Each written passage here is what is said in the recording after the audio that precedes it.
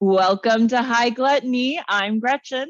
And I'm Becca. And we're two curious ladies who like to cook, Smoke, learn, and enjoy a meal with friends. We invite you to join us every 10 days or so here at the High Gluttony Homestead and listen to us make a mess and have a lot of fun. So step inside, gluttoniers.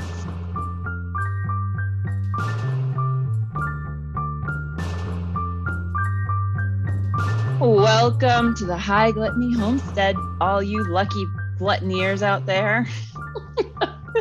We haven't met in a while. This is super exciting and overwhelming to us. Everything that could be a challenge has already happened. We're baking today. I don't have any measuring cups. We are making redemption rolls because we were really, really bitter about our pistachio rolls the last time we made any sort of yeasty pastry situation. A rolly pastry yeasty situation. Rolly pasty yeasty. Yes. Rolly pasty yeasty situation. Like the three most unappealing descriptors. Especially when it comes to vaginas, but right. I think like stomach too. Stomachs, yeah. Yeah. Oh, we are in rare form. Yeah, it has been a minute. I had family come visit, and then you bought and moved houses and like in a very abbreviated time frame, and like a month. Yeah. Oh my God. That's why I don't have any measuring cups. I thought they were in a box. They weren't. No idea where they are. Actually, I do. They're at the other house. Got to figure that out. They're on the other side of town. They're not here in any capacity. But you also have an update to share. I think we've maybe mentioned that there's a new inhabitant of the land of fur and bunnies, or implied anyway, that we had acquired a new rabbit. And we've finally, no, it's a boy. Well, I've known that for what, probably 3 or 4 weeks, about 3 weeks that I've known he's a boy. Have not figured out what his name was until this week when I was discussing it with Becca, and we came up with the perfect name. So we are officially announcing there's Lucerius Black Raspberry is his name. He is a black rabbit. We're going to call him Luce, or Lucy for short. And he's a funny little nugget, and he has been pretending like he couldn't get inside from the outside. And I had left a door open for him in my bedroom to go around and run around on the patio. But I thought maybe he'd just been left out from before and had opened the door to let him in. And just a minute ago, I look outside and he's standing outside again. So he clearly knows where the other door is. And I do not need to worry that he hasn't figured that shit out. Sneaky. He's just like, no, this other door needs to be open when I'm over here. So yeah, come open this. Circles. Yeah. They love circles. Bunnies love circles. And a reminder, all of Gretchen's rabbits are named after Game of Thrones characters because bunnies die. Yeah. Bunnies die a lot. But bunnies are a pet that you have to really acquaint yourself with heartbreak and realize that they don't live that long. So this name actually comes from the history book from the Game of Thrones series, or a Song of Ice and Fire. This is from the World of Ice and Fire, and it's some old queen, somebody's son that she named Lucerys, and my sister-in-law had suggested Sirius Black as a name, and I was really kind of enjoying that as a name too. And Miss Niece Amelia wanted Raspberry to be part of his name. So in my discussions with Becca, we discovered that you could smash Sirius and Luce together and make it Lucerius. And I like throwing the black in there because he is black. And then Raspberry. So he is a black, there's food in it too. So we've got the whole set of things that I want in an animal name. Thank you for listening to my 5-minute explanation of my new pet rabbit's name. You're welcome. And then we also figured out much later that it rhymes with moose. So we've got loose and moose on the loose. It's amazing. It's going to be our children's book. I know, Loose right? and moose on the loose.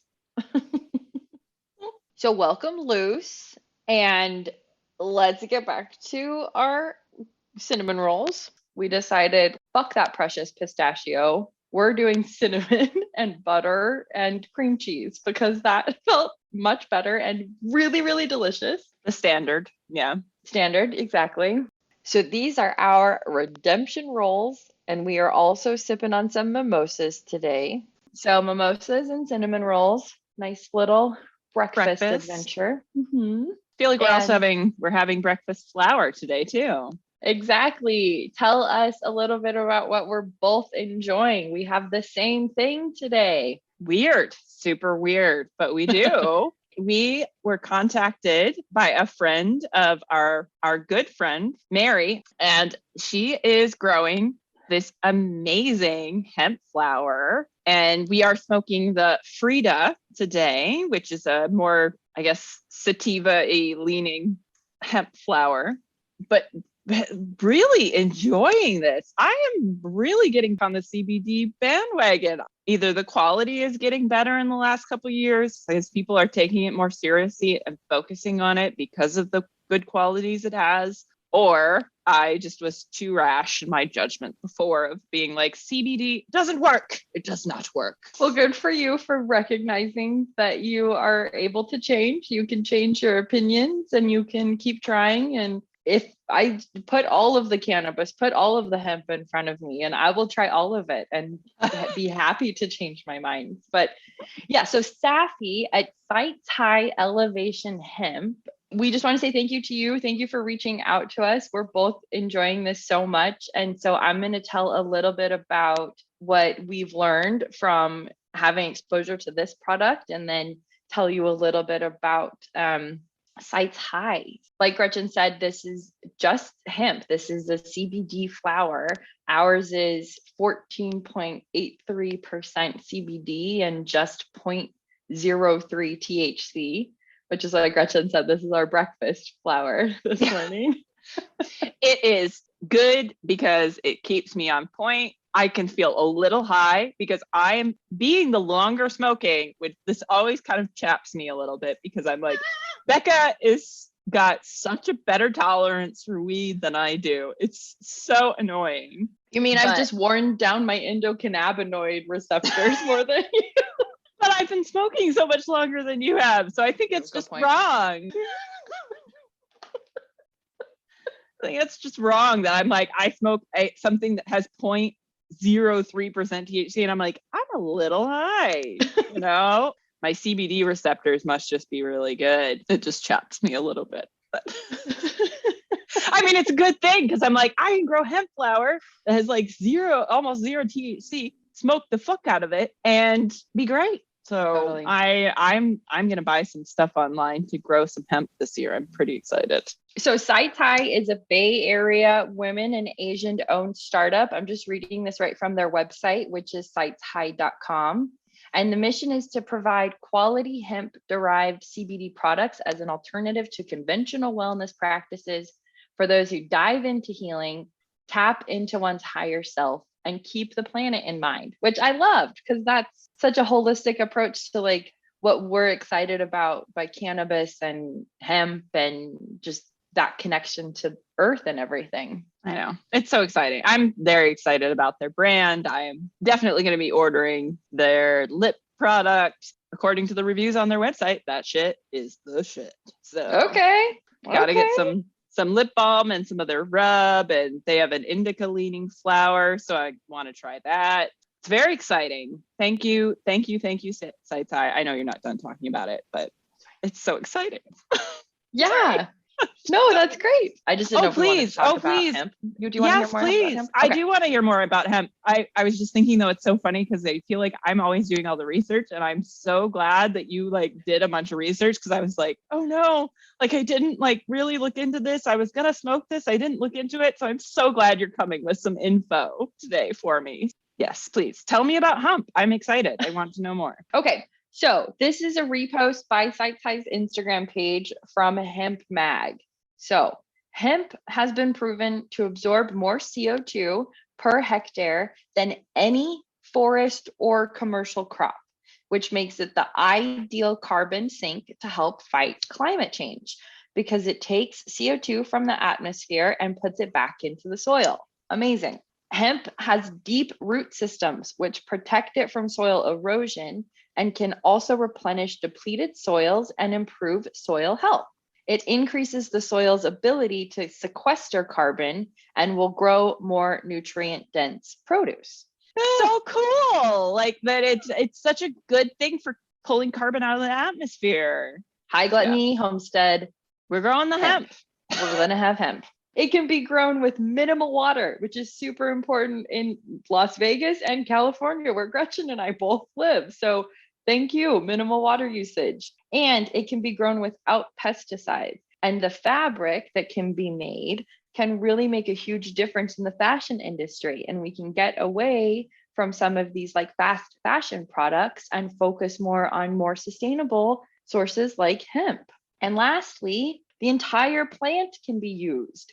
The buds make CBD, the leaves are edible, and the stems can be made into insulation material. And there's such a thing as hempcrete, which is like super strong, super durable version of concrete. And I think we even mentioned that like a way long time ago on this podcast. It's so great to have this. Thank you so much, Safi, for bringing hemp back in our brains or putting it there in a new way in the first place, because we're super jazzed about this. Super jazzed in like a really unreasonable way. I get very excited about it. Yeah, and honestly, we didn't expect to talk about any of this today. We had been sent this product a while ago, and then our recording schedule changed, and we were finally like, we need to talk about this, and new obsession.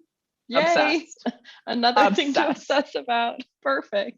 I've really been thinking about growing some hemp myself, just so that I could have some filler flour and spread my supply out a little bit, I guess, and be part of it. But if I can get that high CBD as well and enjoy those CBD benefits, that's even better.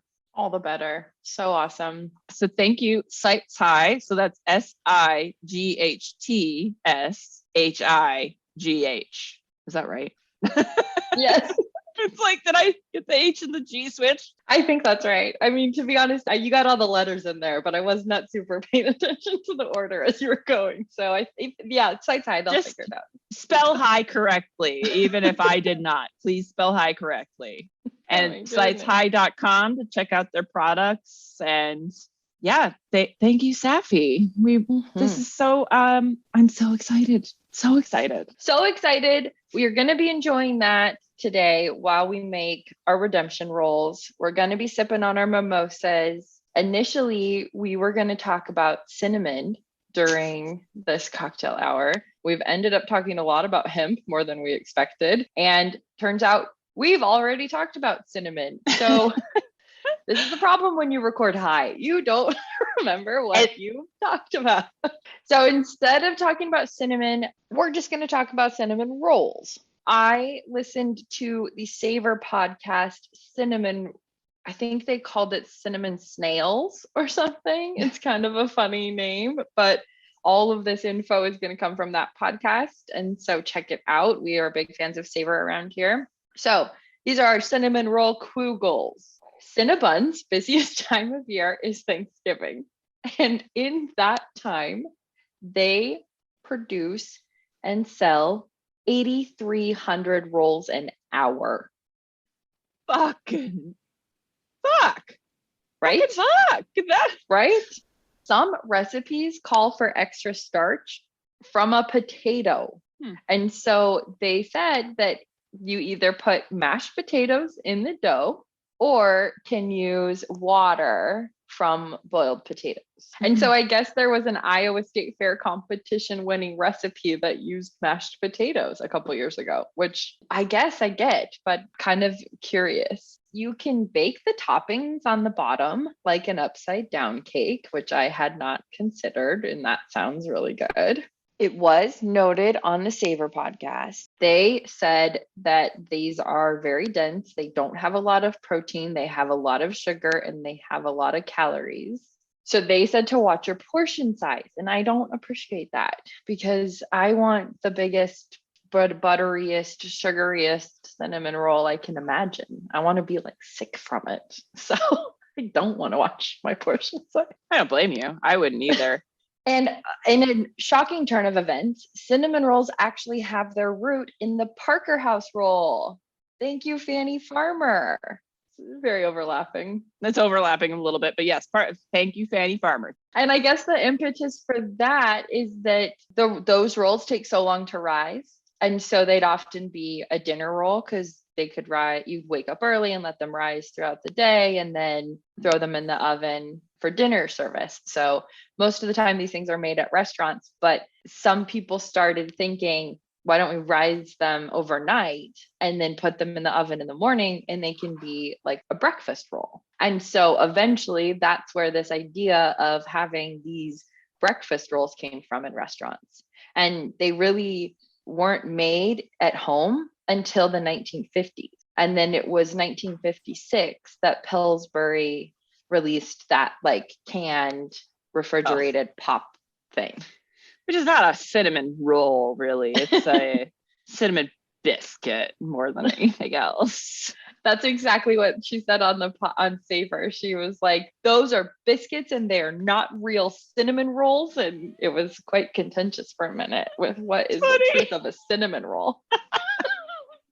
I don't know if I've even listened to that episode of theirs. You should. It was fun. Cinnamon rolls are pretty common in a lot of places around the world. And Finland has probably the biggest ones that are 8 inches in diameter. And no. I put a big yes next to that note.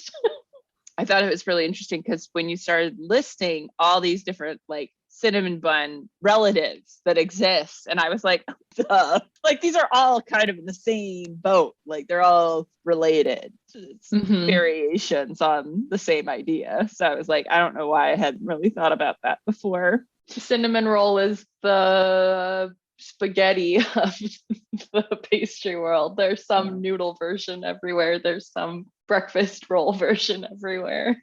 And then Sweden uses cardamom in the dough pretty commonly, which I thought you might appreciate. Oh, would you mind if I did that? I really want to do that. Go for it. Yeah. I love that. How much? I got to figure out how much I need. I mean, I have to figure that out. I have a lot, so it's not like I'm going to run out.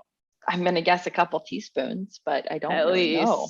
Yeah. Because I would love that cinnamon cardamom dynamic. Sweden loves cinnamon buns so much they have a cinnamon bun day. That is why you see cinnamon rolls at IKEA.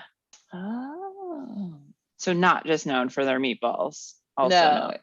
Cinnamon rolls, cinnamon buns. Yeah. But the US also has a national sticky bun day, and that's February 21st. So we missed it this year, but next year, maybe we'll be on that. We will be. Yes. I'm sure we will. No, we won't really need to do cinnamon buns again, but no. Well, we'll see. Maybe we will. redemption cinnamon. No, we're going to be great.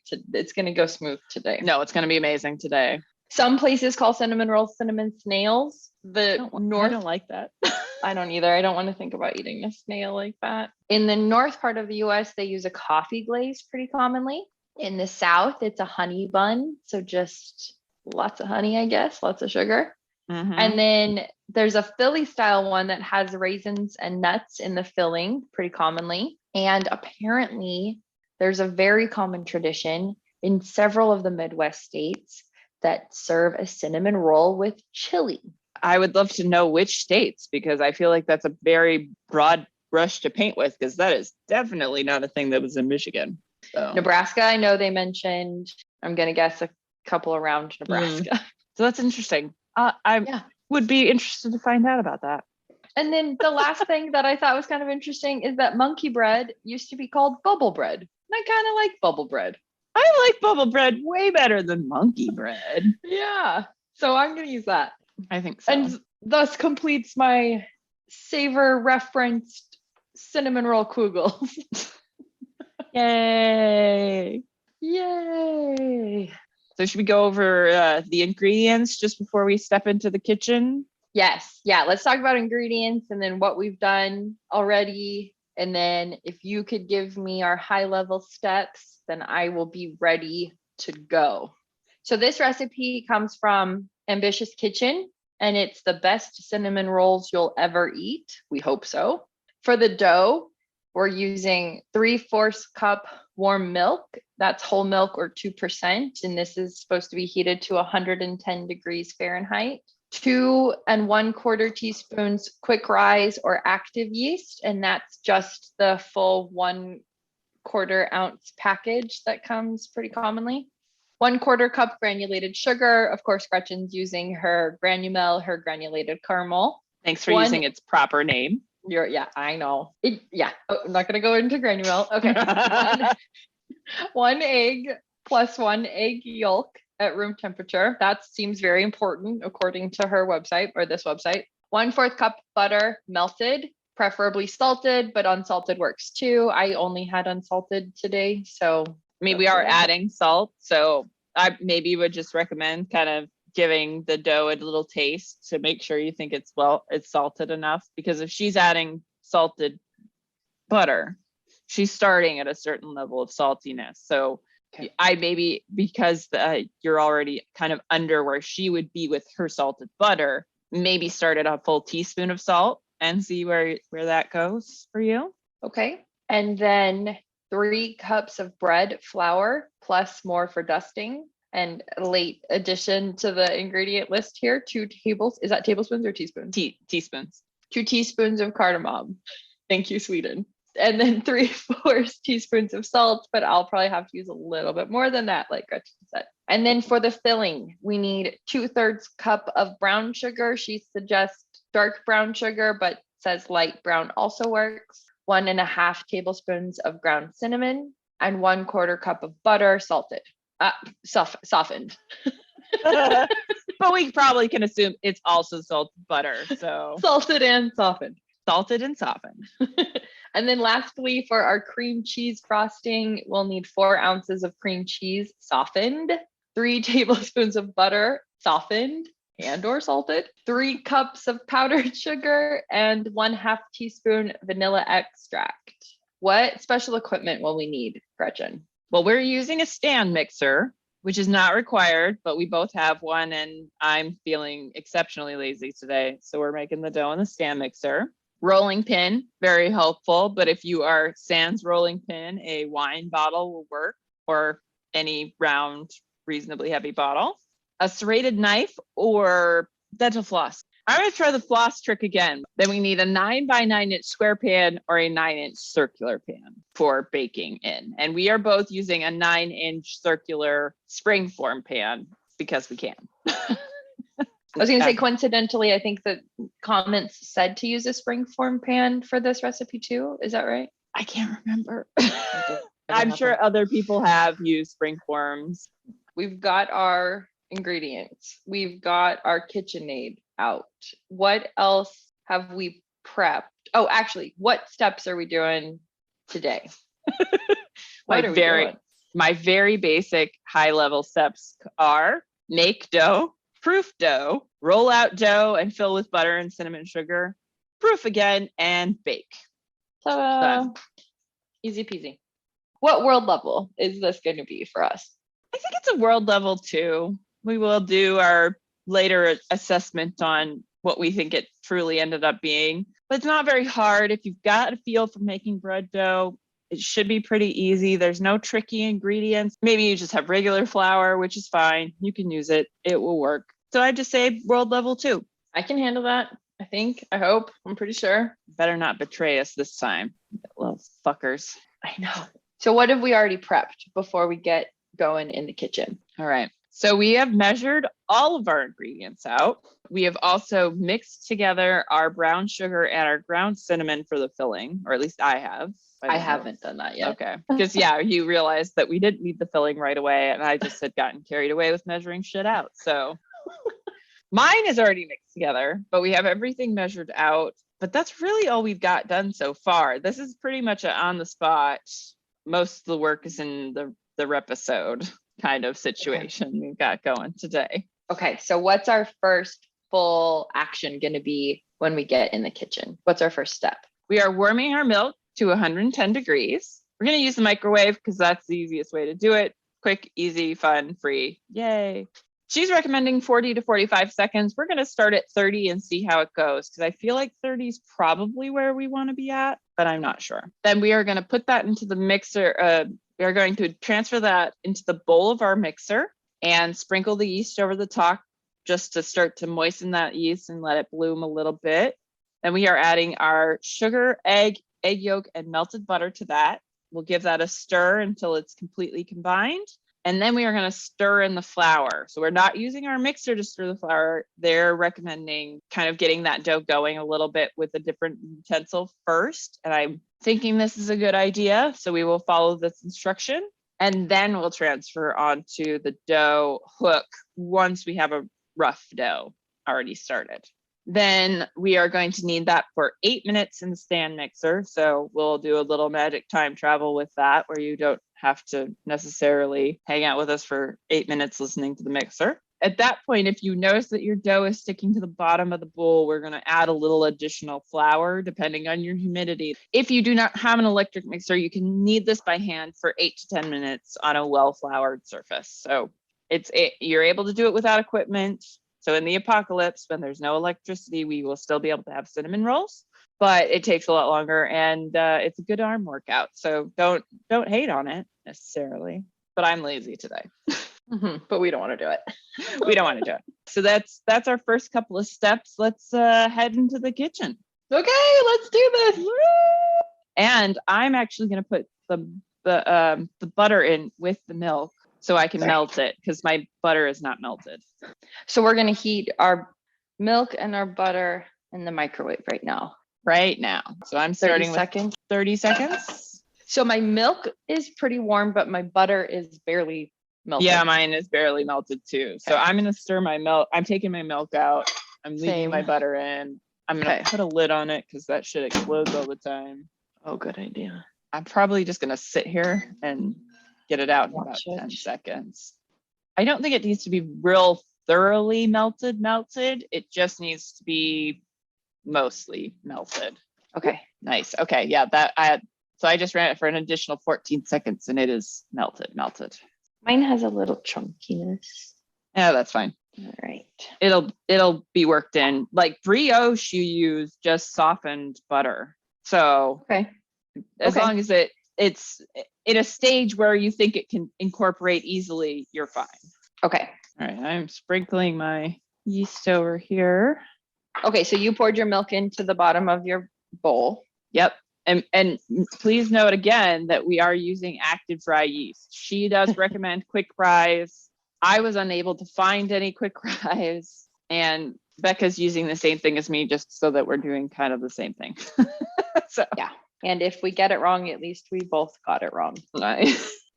But we're getting it right this time. These are redemption rolls. Right.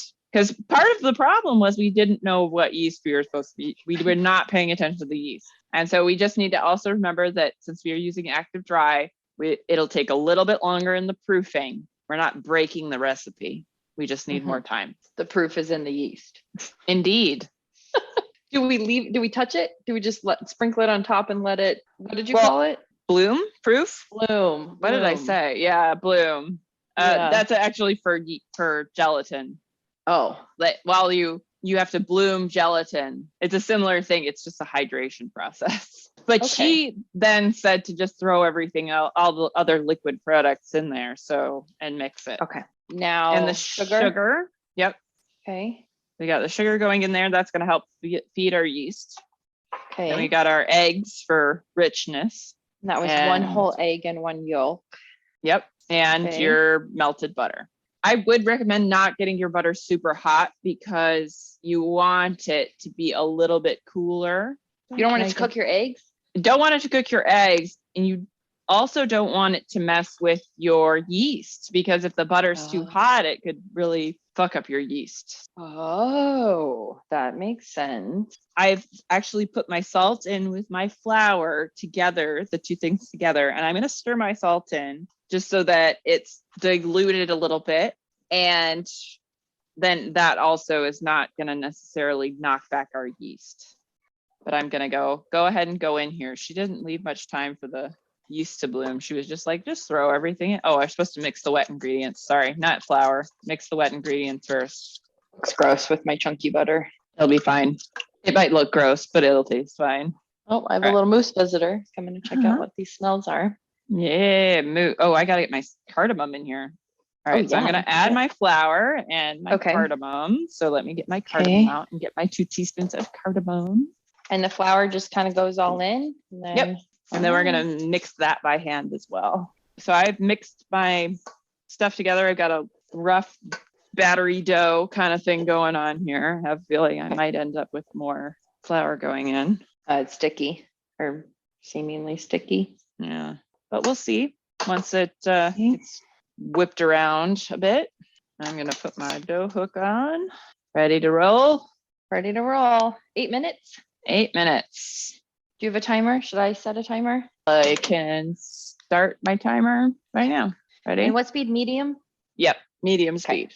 All right. Let's do this. Okay. Right. So status check. It's been 8 minutes in the mixer. Gretchen had to add several tablespoons of flour to her dough. It's very sticky. It looks like it's still a little bit sticky. It is a little sticky. Yeah. Whereas mine, like immediately formed, didn't have to add anything to it. But there's also, it's only 13% humidity here in Las Vegas. And your humidity was 30? 40. 40. What are we doing now and what's next? So we are putting this into a greased bowl and we're going to let it proof for an hour to an hour and a half.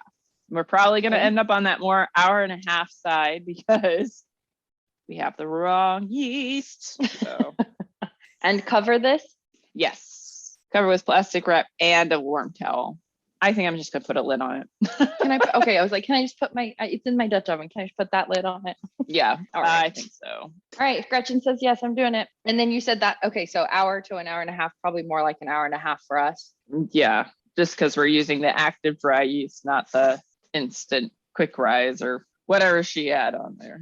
So we'll see our gluttoniers in the future. In the future. Time travel. Time travel. We meet again in the future. And we are about to roll out our beautifully doubled dough, or at least mine's beautifully doubled. How's yours looking, Beck? Good. It's big. Okay, good. It feels nice and poofy. There's lots of butter on the bottom. I already feel like we've had a lot more success with this than the other. Our first rise, at least, has looked much nicer. And I have a sill pat. You have a roll pat with flour dusted on top. Yes, I just dusted a little bit of flour on top. It's lovely and warm. So nice. So get my shape started. You're just kind of pulling it into a rectangle. Yeah.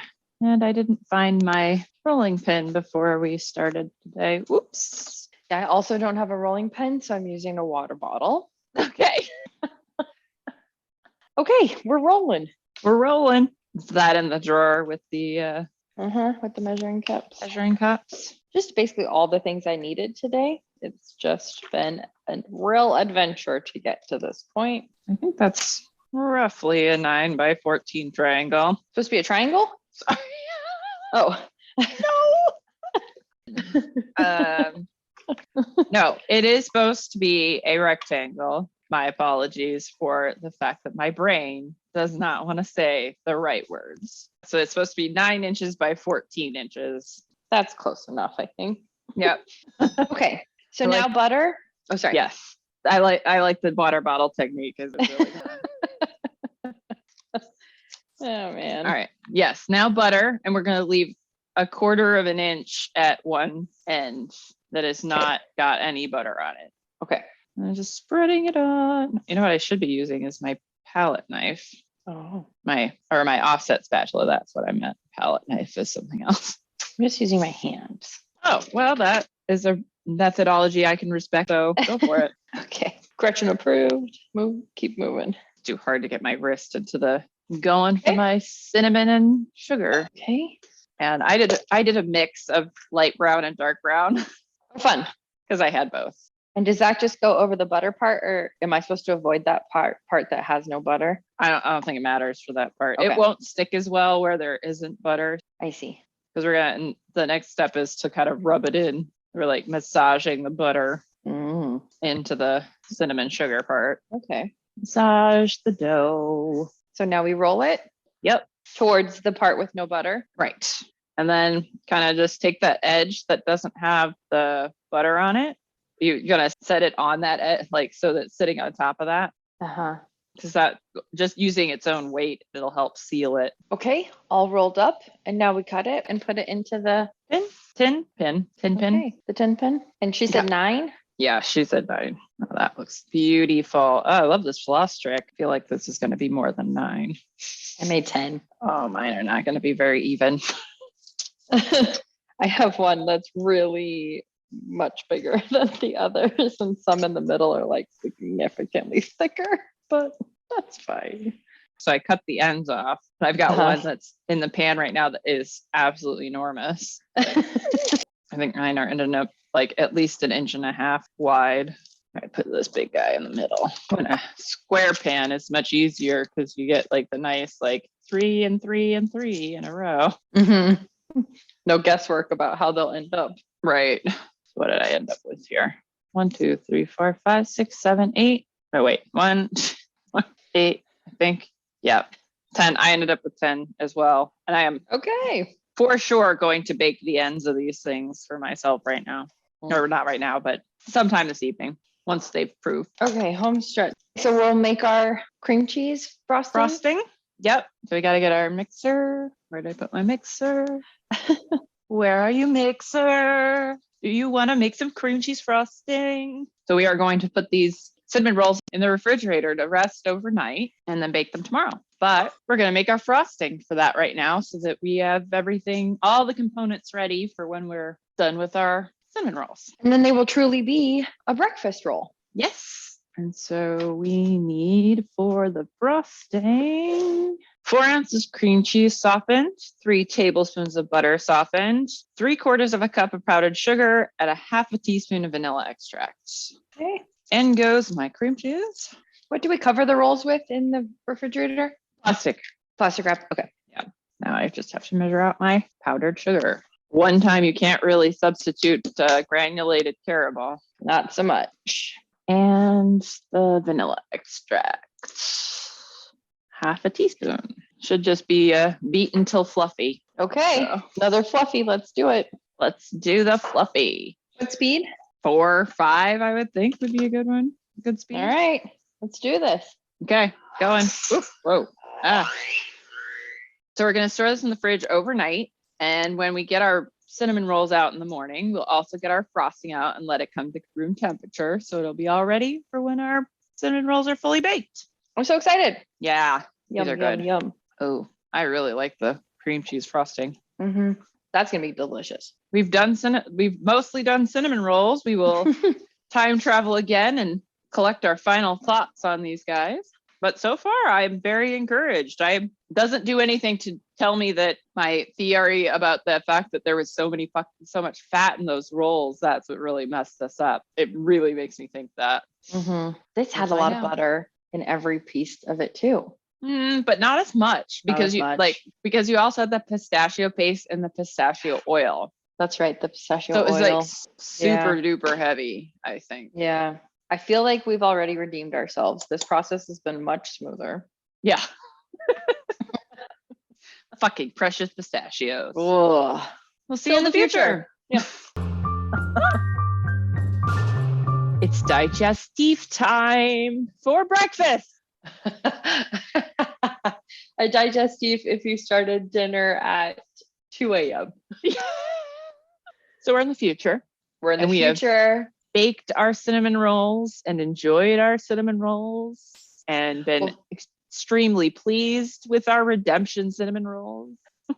We also let them rise overnight, which was beautiful in the morning to wake up to. Just beautiful little puffy little rolls. And then Gretchen and I were both saying they were exactly what we wanted them to be. They were perfectly soft and perfectly tall and fluffy and then gooey on the top and in the middle. And I loved it. I loved it so much. I loved it. Well, I'm glad you loved it.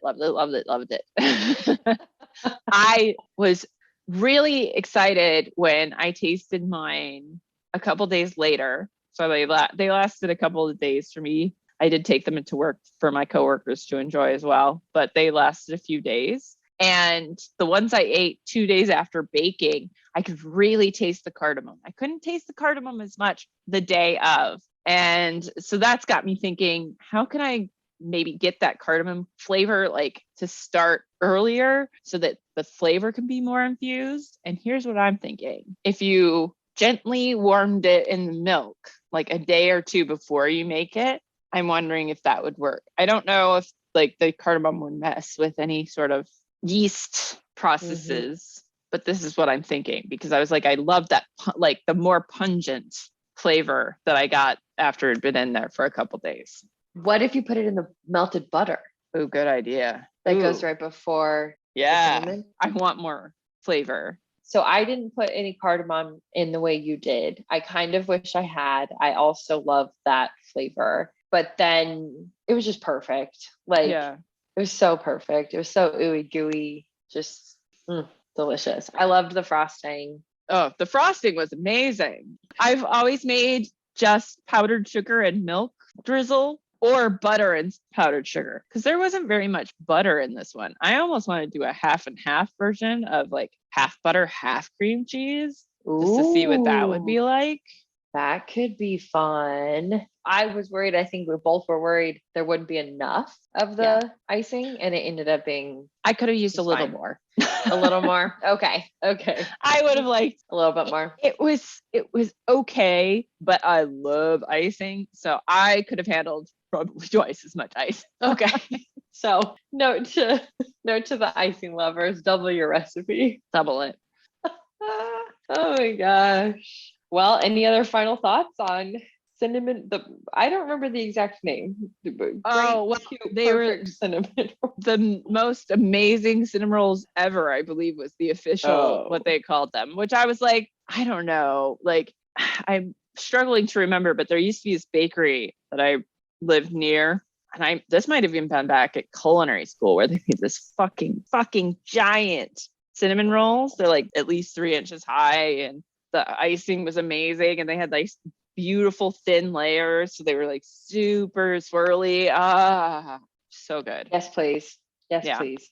So those are the best cinnamon rolls ever, but these were really excellent. Near to perfect. Yeah, near to perfect. How do you eat your cinnamon rolls? With my hands? Well, I mean, sure. I eat from the outside in. Yeah. It depends. Sometimes I cut them into like pieces, and then I'll eat them like as like a quarter of the cinnamon roll. But like I also like a wedge. Like I'm cutting a cake. But also I've done the eat it from the outside into the center thing. That I think that's one of the main purposes of a cinnamon bun, isn't it? Like that you can basically unravel it and just eat so interactive. Yeah, strip of bread with cinnamon and sugar and butter on it. Yes, please. Yeah. And it just gets softer and gooier as you go towards the middle. Yes, thank you. Yeah, really good. So come find us on Instagram and Facebook, where we post stuff on occasion, and we'll put some stuff up on the website at some point. And, let's be realistic. We will do better when we can quit our full-time jobs to do this full-time. But for right now, this is what you get. Life has been a fucking roller coaster for the past couple months for both of us. So we are hopefully getting back into it a little bit here. But we'll try and do better for you, people. We'll try. You get the podcast. That's the most important part.